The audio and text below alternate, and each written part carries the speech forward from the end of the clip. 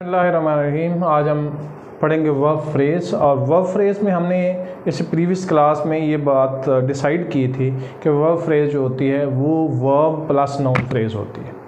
ठीक है जी, बिल्कुल ठीक है। लेकिन साथ एक एम्बिग्विटी रह गई थी कि वर्ब जो है वो दो तरह का होता है, कि यानी वर्ब जो है वो डायनामिक होता है और वर्ब जो है वो स्टैटिक होता है। ठीक है जी, स्टैटिक वर्ब भी होता है और डायनामिक भी होता है। तो आप ठीक है, डायनामिक में तो आप ये कर रहे हैं कि वर्ब प्लस नाउन फ्रेज़ आ गए। अगर वर्ब जो है वो स्टेटिव है तो फिर क्या होगा? फिर आप किस तरह डिसाइड करेंगे कि ये नाउन फ्रेज़ है, वर्ब फ्रेज़ है या नहीं है?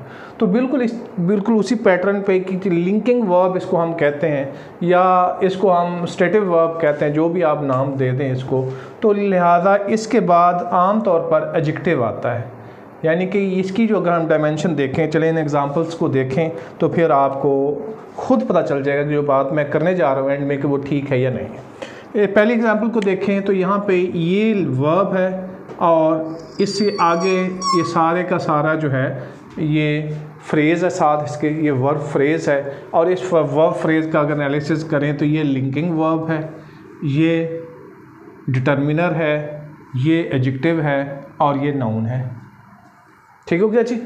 ही बिकेम सिक, आप ये देखें कि ये वर्ब है और उसके साथ सिक एडजेक्टिव है, ही बिकेम सिक।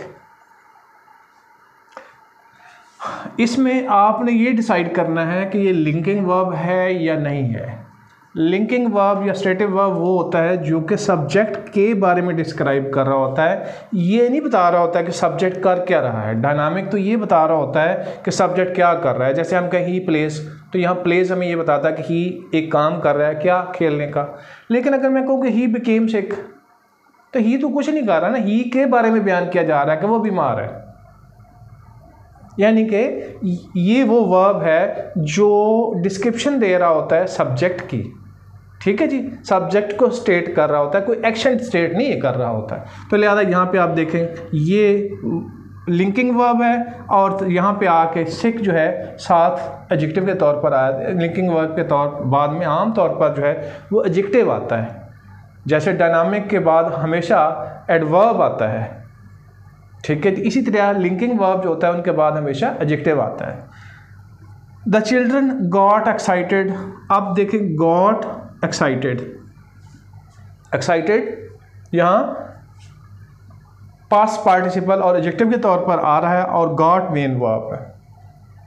और ये चिल्ड्रन को डिस्क्राइब किया जा रहा है, यहाँ बच्चे कर कुछ नहीं रहे, बच्चों के बारे में डिस्क्रिप्शन दी जा रही है।